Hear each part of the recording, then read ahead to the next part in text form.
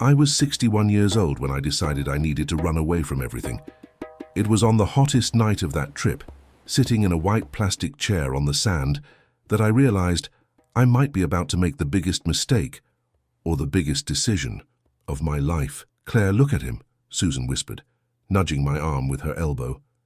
I looked, and that's when everything started to unravel. Before we continue, make sure you're subscribed to the channel and drop a comment letting me know which country you're watching from. Because this story, the one I'm about to tell you, isn't about just any date. It's about how one joke between 4 friends nearly destroyed everything I thought I knew about myself, and about how sometimes life only really starts over after you lose everything you thought you needed. 32 years as a nurse. 32 years of night shifts, of hands I held until their very last breath, of babies I helped bring into the world before the sun even rose. And then, on an ordinary Tuesday, I took the badge off my neck for the last time. I stood in the hospital corridor for a moment, staring at the badge in my hand as if it should weigh more than it actually did. A younger nurse rushed past, pushing a gurney, not even noticing that I was standing there, closing out 3 decades of my life in one small gesture. Nobody applauds when you actually retire, not like in the movies. Just a small cake in the break room, a card signed in a hurry, and then silence. That silence scared me more than anything else. Linda had a plan. Linda always has a plan. "Let's go to Gambia," she said, slapping her hand on the kitchen table like that settled everything. Sun, beach, and zero thinking about hospitals. Susan agreed instantly. She always agrees with Linda. I hesitated. "I don't know, Linda. It's been so long since I traveled alone. I mean, without Richard." The name hung heavy in the air. Richard had left me 2 years earlier. No drama, no shouting. He just said one day that he didn't feel the same anymore, and walked out with bags he'd packed himself while I was at work. I remember coming home that night and finding his closet half empty, the hangers swaying slightly as if they were still confused about the situation themselves. I didn't cry right away. I just stood there, trying to understand how 23 years of marriage could fit into 4 suitcases. Since then, I'd become a shadow of myself. Work, home, work, home. My weekends turned into a string of TV shows watched alone, with a glass of wine I never finished. "That's exactly why," Linda said, serious now.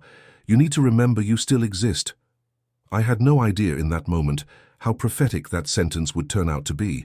"And what if I don't remember how to do that anymore?" I asked in a thin voice. "Remember I exist, I mean." Linda took my hand across the table. "Then we remind you. That's what friends are for." The heat of Gambia hit my face the second I stepped off the plane, as if the air itself wanted to warn me of something. Susan laughed at my hair sticking to my forehead. Linda was already filming everything on her phone, narrating like we were celebrities walking a red carpet.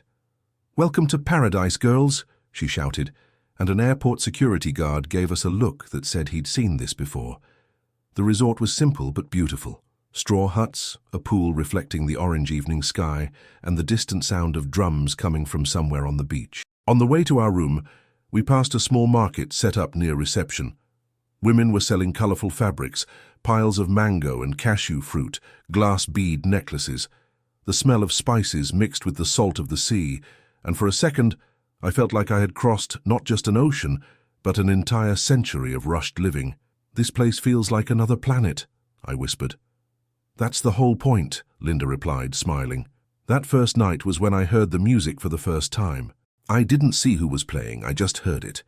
The sound of a kora, that stringed instrument that's part harp, part guitar having a conversation with itself, mixed with a deep voice, singing in a language I didn't understand, but somehow still felt. "What is that?" I asked, stopping in my tracks. "Just music, Claire," Susan said, pulling my arm. "Come on, dinner's about to start." I went, but I kept hearing that sound in my head all night. Lying in bed in that hut, with the ceiling fan turning slowly and crickets singing outside, I thought about how many years I'd spent without ever stopping to listen to anything besides the beep of cardiac monitors. On the 3rd day, over dinner by the sea, Linda and Susan exchanged a look I knew all too well. "What is it?" I asked, suspicious. "Nothing," Linda said, smiling in that way that always meant something. That's when he walked in. Tall, dark skin glowing under the yellow restaurant lights, wearing a simple linen shirt and carrying a small drum under his arm. He greeted a few tables, smiling, exchanging words in Wolof with the waiters. "That one there," Susan whispered, "teaches dance to tourists in the mornings and plays here at night." "So what?" I asked. "So you're going to dance with him?" Linda said, not even trying to hide her grin. My stomach flipped. "You're joking." "Completely," Susan laughed. "But you're doing it anyway." "I'm 61 years old, Linda, and he looks about 25, so technically the two of you add up to 86, Susan said, and the two of them burst out laughing while I rolled my eyes. I had no idea in that moment that this joke was about to open a door inside me I didn't even know existed. His name was Musa. 25 years old, and when Linda called him over to our table with all the nerve only she has, I wanted to disappear. "My friend here needs to learn how to dance," Linda said, pointing at me like I was some item on sale. Musa laughed, a genuine laugh, no awkwardness at all. "Ah, then this lady needs a good teacher," he said, with a soft accent blending English and something else. "You don't have to call me lady," I said, feeling my face heat up. "Sorry," he smiled even wider. "What should I call you?" "Claire." "Claire," he repeated, as if testing the sound of the name. "Pretty name." Susan kicked my foot under the table. "And yours?" I asked, trying to sound casual. "Musa," he said. "Like the prophet, my grandmother chose it." "Did she think you'd lead someone across the desert?" I joked, without thinking too much before speaking. He laughed, surprised. Maybe she just liked the sound of it, but who knows, right? I still didn't know it. But that would be the first of many moments where I'd feel my heart do something it hadn't done in years. He held out his hand. I glanced at Linda, who just gave me a go-on-then nod. The music started. Drums, claps, voices singing in chorus near the bonfire set up on the sand. "Just follow my body," Musa said, placing his hand on my waist with an almost too careful respect. I laughed, nervous. "It's been a while since I danced like this." "Then it's time to remember," he said. And to my own surprise, my body remembered. The steps came slowly, clumsy at first, but he guided me patiently without rushing, smiling every time I got a move right. The bonfire crackled nearby, throwing orange shadows across the sand. The smell of grilled fish drifted from the resort kitchen, mixed with the salt of the night air. "You're faster than you pretend to be," he said at one point, when I managed to follow a trickier turn. 32 years running down hospital corridors teaches your feet a thing or two," I replied. And he laughed, a low laugh I felt vibrate almost against my shoulder. For a moment, just a moment, I forgot I was 61 years old. I forgot about Richard. I forgot about the hospital, the shifts, everything. There was only that moment, that music and that smile. When the song ended, he held my hand a second longer than he should have. "Thanks for the lesson," I said, breathless. "It was a pleasure, Claire," he replied. "I hope to see you tomorrow." I didn't know if that was just politeness, but secretly, I hoped it wasn't. Walking back to the table, Linda and Susan were looking at me like two kids who had just pulled off the biggest prank of their lives. "What?" I asked, trying to seem indifferent. "Nothing," Linda said, smiling behind her wineglass. "Just find it funny how red your face is." "It's the heat," I said. "Sure it is," Susan agreed, not believing a word of it. The next day I found Musa sitting alone on the sand, staring at the sea, his small drum beside him. "Can I sit?" I asked, still not sure why I'd walked over there in the first place. "Sure," he said, patting the sand lightly beside him. We sat in silence for a while, listening to the waves. The morning sun was still low, painting the water an almost unreal gold. "Why do you dance?" I asked finally. He thought before answering. Something I'd come to notice over time was typical of him. Never rush answers. "My mother used to dance," he said. "She died when I was 12. Dancing is how I still talk to her." My chest tightened. "I'm sorry," I said. "It's okay," he said, looking at the sea. "It was a long time ago, but sometimes when I'm dancing, I feel like she's there, watching." "That's beautiful," I murmured. "What about you? Why did you come to Gambia?" I hesitated before answering. "Because my friends thought I needed to remember I still exist." He turned to look at me, suddenly serious. "And did you?" "Remember?" I didn't answer right away. "What do you do for work?" he asked, changing the subject, maybe sensing he'd touched something too delicate too soon. "Nursing 32 years. He whistled softly, impressed. "That's a lot of lives saved." "And a lot of lives lost too," I replied, drier than I meant to. He didn't say anything. He just sat there next to me, letting the silence exist without trying to fill it with empty words. It was the first time anyone had done that with me in a long time, but something inside me had already started to shift. Over the following days, Musa and I started running into each other. Not on purpose, or at least that's what I told myself. A breakfast here, a walk on the beach there, an extra dance lesson he insisted on giving me for free. "You don't have to do this," I said one of those mornings, as he corrected the position of my arms for the 5th time. "I know," he replied simply, without taking his hands off my shoulders. Linda and Susan watched it all with knowing smiles, growing quieter each day. "You're falling for him," Susan said one afternoon, as I got ready for yet another casual hangout. "Don't be ridiculous," I said too fast.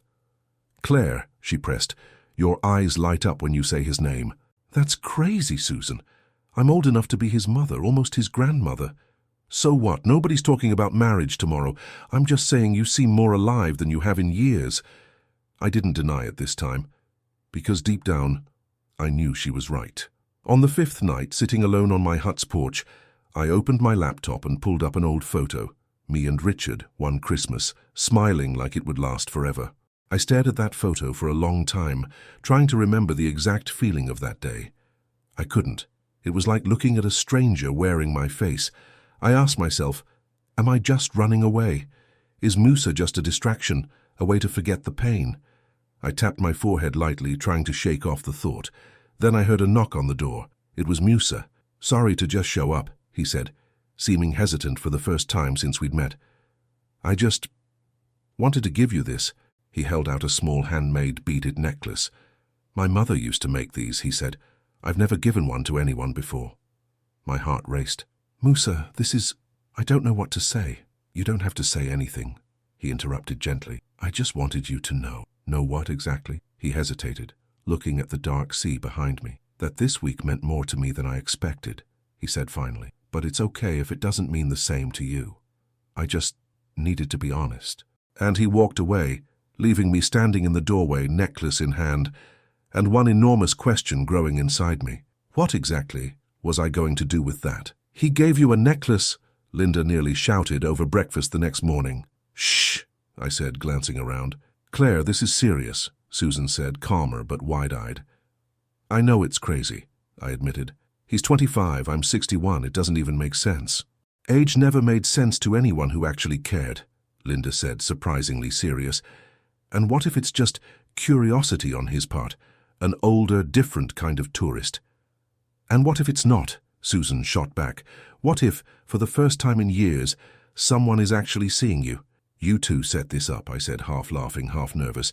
"You pulled that stupid joke and now look at the mess you've made." "We just pushed the door open," Linda replied, shrugging. "You're the one who decided to walk through it." I had no answer for that. "Musa invited me to see his village 2 hours from the resort. Only if you want," he said, careful. "It's not the kind of place tourists usually see." I said yes before I'd even thought it through. The road was long, dusty, full of children running after the old car a friend of his was driving, laughing and waving. We passed dry fields, small villages with mud houses and zinc roofs, a wooden bridge that creaked under the weight of the car. "Do you come here often?" I asked, looking out the window. "Whenever I can. My whole family still lives close by." When we arrived, an entire community welcomed us, aunts, cousins, neighbors, all curious about Musa's British friend. Small children came running, touching my arm and laughing at my pale skin, with no malice at all, just genuine curiosity. An older woman, who I learned was his aunt, called me to sit beside her. "Musa talks about you a lot," she said in hesitant English. My heart jumped. "He does? He's never brought anyone here before," she added, with a look I couldn't tell was approval or warning. We ate together, sitting on mats on the floor, a peanut stew with rice that was the most delicious thing I'd eaten in years. The women sang while they cooked, and the children danced among the pots, not caring about anything beyond that moment. "Is it different than you imagined?" Musa asked, sitting beside me. "It's more beautiful," I answered honestly. "More alive." That night, sitting by a small fire behind his family's house, Musa finally told me his full story. "My father wanted me to be a fisherman like him," he said. "But I always knew music was my path, and he accepted that." Not at first, Musa laughed without humor. He thought I was wasting my life. We argued a lot. He thought dance and music were for people who didn't want to work for real. What changed? Nothing really changed. I just kept going. I was stubborn enough to make it work even without his blessing. And now he comes to watch me dance sometimes, stands in the back, pretending he's just passing by. I smiled, picturing the scene. What are you afraid of, Musa? I asked suddenly, not even sure where the question came from. He turned serious. Of never being enough for the people I love, he answered, looking straight into my eyes, and of loving someone who's going to leave. The air between us grew heavy. Have you ever loved someone who left? I asked carefully. Once, he said. A tourist, 3 years ago. Promised to write. Never did. I'm sorry. You don't have to be.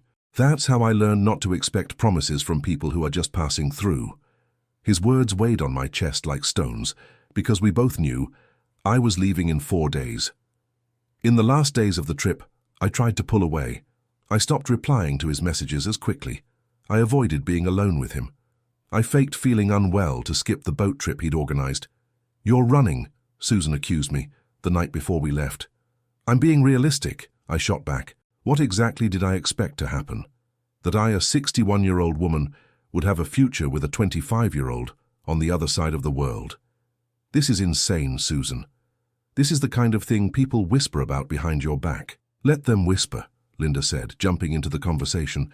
You spent your whole life worrying about what other people think. Look where that got you. That's not fair. It's true, Linda replied, unbothered. And what if it doesn't matter? She added.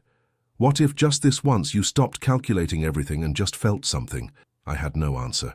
That night, Musa showed up at my door one last time. You're leaving tomorrow, he said, his voice cracking. I know, I replied, feeling my chest tighten. I'm not going to ask you to stay, he continued. That wouldn't be fair, but I need you to know something. He paused, taking a deep breath. The sound of the sea filled the silence between us, along with the distant hum of some nocturnal insect. Then he said something that changed everything. I never believed in coincidence, Musa said, looking deep into my eyes.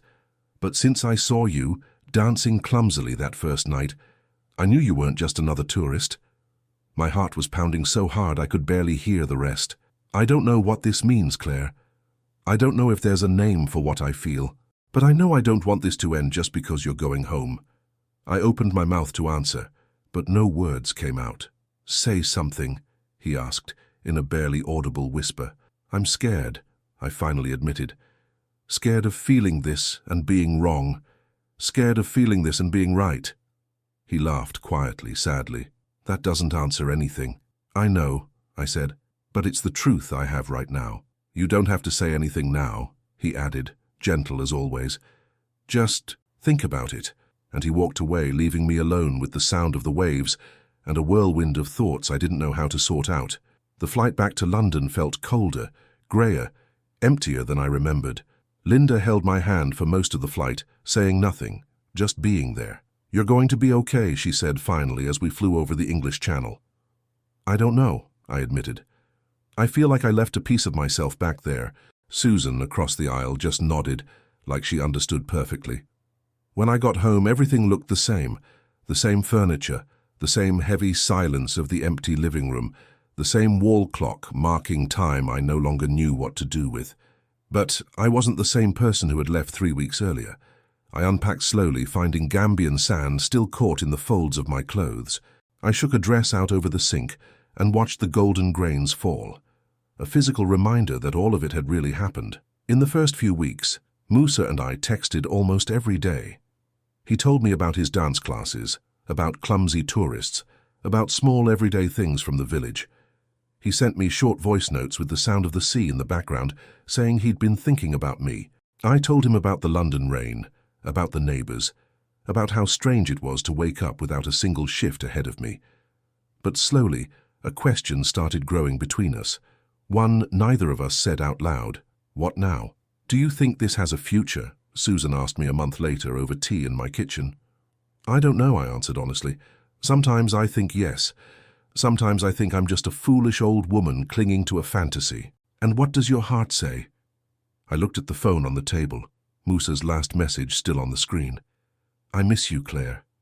More than I should. My heart, I said slowly, says I've never felt so alive as I did during those 3 weeks. Then maybe it's time to stop asking your head and start listening to that instead, Susan said, pointing at my chest. 3 months after the trip, Musa called me for the first time. Not a text, an actual call, his voice crossing thousands of miles. Claire, he said, and I could hear the nervousness in his voice. I need to tell you something. My stomach clenched. What is it? I got an offer. A dance school in Serekunda wants to hire me full-time. It's an incredible opportunity. That's wonderful, Musa. But there's a condition, he went on. They also have a partnership with a school in London, teacher exchanges, workshops. I could come there for a few months next year. My heart stopped. You're thinking about coming to London? Only if it means something to you, he said, his voice trembling slightly. I don't want to cross the world for an empty hope, Claire. And there it was, the question we'd both been avoiding for months, finally hanging in the air between us. I didn't sleep that night. I lay there, staring at the ceiling, thinking about everything. About Richard, the divorce, the emptiness that settled in afterward, the courage it had taken just to dance with a stranger on a beach in Gambia. I thought about the judgment that would come, the looks, the whispered comments behind my back. A woman her age. He just wants a visa. This won't last. I got out of bed in the middle of the night and sat in the kitchen, looking at the beaded necklace Musa had given me, now hanging on a hook by the door, where I saw it every day. But I also thought about how, for the first time in years, I woke up excited for the day just because I knew I'd get to talk to him. In the morning, I called Linda. I'm scared, I admitted, my voice breaking. Of what exactly? She asked gently. Of regretting that I tried, or regretting even more that I didn't. Linda was quiet for a moment. Claire, she said finally, you spent your whole life taking care of others, holding hands, healing wounds, being strong for everyone else. Don't you think it's time to do something just because it makes you happy? What if it goes wrong? What if it goes right? She shot back. Have you even thought about that? I fell silent, because honestly, I hadn't. That night, I called Musa. I've thought about it a lot, I began, my voice shaking. And? He asked, the nervousness obvious even through the line.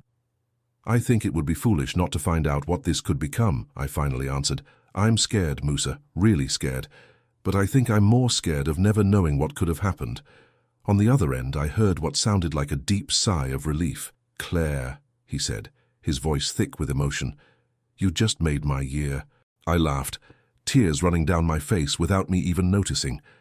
Just don't disappoint me, Musa Toure, I said, trying to sound firmer than I felt. Never, he promised. We hung up, and I sat there on the sofa, feeling a strange mix of terror and euphoria I hadn't felt since nursing school decades earlier. The road to Musa's arrival wasn't simple. There was the visa, months of paperwork, invitation letters, meetings at the embassy where tired officials asked cold questions about the nature of our relationship. Is this a romantic relationship? One of them asked, looking at the documents as if deciding the fate of two people with a single stamp. It's the beginning of something, I answered, not quite sure how to define it in a single word. There were also the comments from family. My sister, Patricia, barely spoke to me for weeks when I told her. Claire, he's the age of the son you never had. I never had a son, Pat. I have myself, and I've decided what to do with my own life. People will talk. People always talk, I replied. The question is whether I'll let that stop me again. She went quiet, and for a moment I thought I'd lost my sister for good in that conversation. But 2 weeks later she called me, apologizing, saying she was just scared of watching me get hurt again. I'm scared too, I admitted, but I'd rather have that fear than the certainty of staying empty. 6 months later, I stood at Heathrow Airport, my heart pounding so hard I could swear everyone around me could hear it. Linda and Susan stood beside me, both as nervous as I was. What if he doesn't get off that plane? I asked, checking the arrivals board for the 10th time. He'll get off, Linda said, gripping my arm firmly. That man crossed half the world for you. He's not backing out now. When the arrivals doors opened and I saw Musa carrying a worn-out suitcase and that same small drum, something inside me simply went still. He saw me, stopped, smiled that same smile I'd kept in my memory for months. And without saying a word, he crossed the terminal and hugged me like he was coming home. I came, he whispered in my ear. I can see that, I answered, laughing and crying at the same time. You're shaking, he noticed, pulling back just enough to look at my face. I'm afraid I'll wake up and find out this was just a dream, I admitted. Then let's not wake up, he said simply, holding my hand tightly. Musa's first months in London weren't easy. He missed the heat, the sound of the village, his aunt's cooking. I sometimes found him staring out the living room window with a distant expression I recognized well. The same one I'd worn for 2 years after Richard left. Are you okay? I asked one night, sitting beside him on the sofa. I'm homesick, he admitted. It's different here. People don't look you in the eye when they walk past. Everything is so rushed. I know, I replied. I feel that rush too sometimes, even having lived here my whole life. There were nights of uncomfortable silence, of small cultural misunderstandings. He found it strange that I planned everything so far in advance. I found it hard to deal with his spontaneity, which sometimes changed plans at the last minute without warning. One Saturday, we had our first real argument. You treat this like it's one of your shifts, he said, irritated, after I insisted on organizing every single detail of a trip we were planning. Everything needs a schedule, everything needs to be controlled. And you treat everything like it can just show up and work out, I shot back, harsher than I meant to. Not everything works that way, Musa. I'm 61 years old. I can't just improvise my whole life. We fell silent, each of us at opposite ends of the room, the air heavy between us for the first time since we'd met. It was Musa who broke the silence, hours later. I'm sorry, he said, sitting beside me. I know it's different for you, and I know it's different for me. We're going to have to learn a new way, one that isn't only mine, or only yours. That scares me, I admitted. I realize now that loving someone from such a different place means unlearning a lot of things I thought were certain. Maybe that's what makes it worth it, he replied, holding my hand. Learning again, together. Over time, Musa found his place. He started giving private lessons at a community center near our house, teaching African movement to a small group of older people who, like me, had forgotten what it felt like to move their bodies for pure pleasure. You should see their faces, he told me, excited after one of the first classes.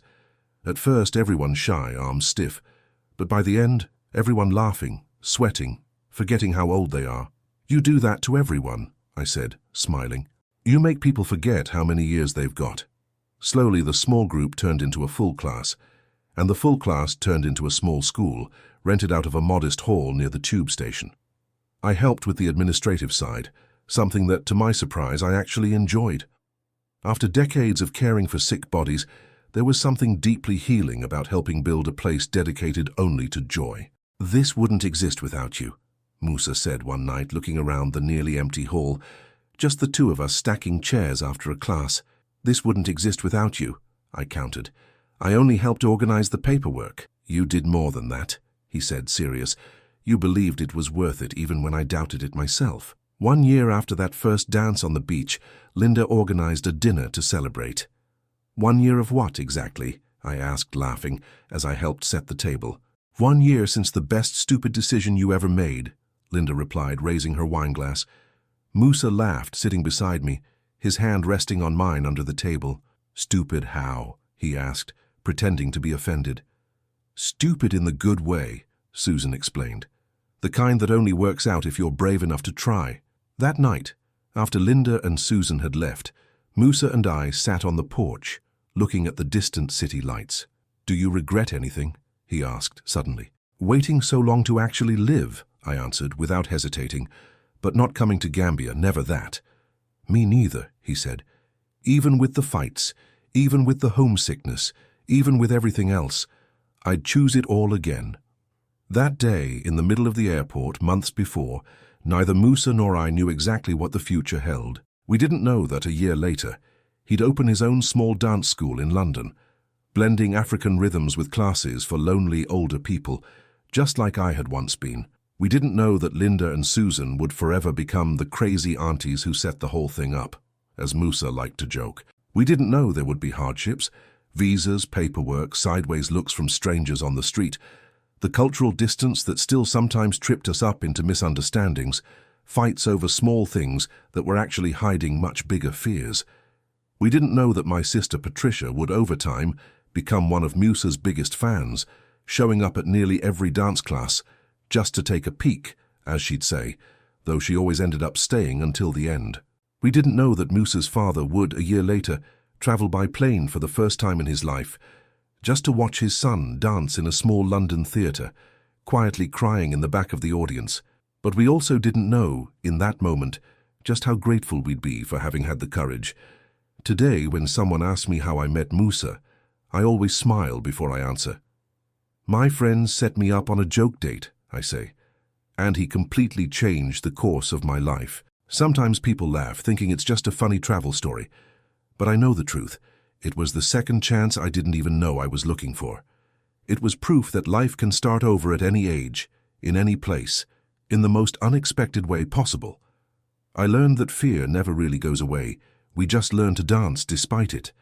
I learned that love doesn't ask anyone's age before deciding where it's going to live. And I learned that sometimes the bravest thing we can do isn't avoiding the fall. It's agreeing to dance anyway, even knowing we might stumble. And in the end, it was the most important dance I ever danced. The one that brought me back to myself. The end.